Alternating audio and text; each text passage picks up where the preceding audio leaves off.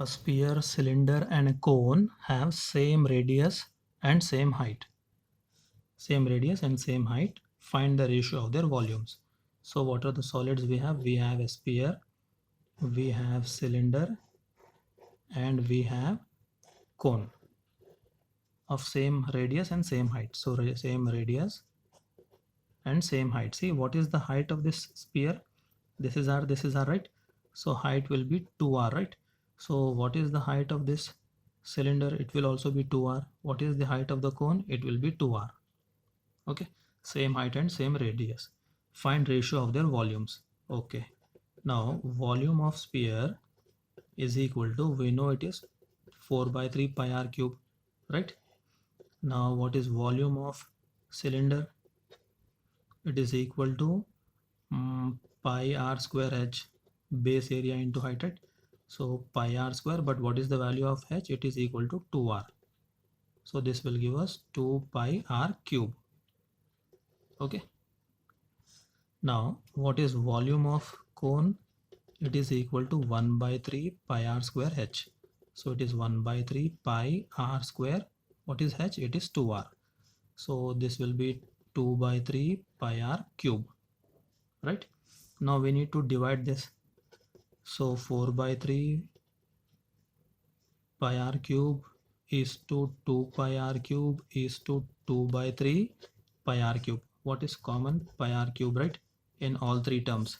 So we'll have 4 by 3, 2 and 2 is 2 by 3. Now how should we eliminate 3? Multiply by 3 to all these three terms. So it is 3 into 3 into 3 into here, right? Okay. So this 3 will get cancelled, this 3 will get cancelled. We'll have 4 is to 6 is to 2 or 2 is to 3 is to 1. We cancelled. Okay. Using 2 table, 2 is to 3 is to 1. So this is sphere, this is cylinder, and this is cone, right? So one thing we should note here is, see, if volume of the cone is 1, volume of the cylinder will be 3 times the volume of cone, right? And volume of sphere will be 2 times the volume of cone.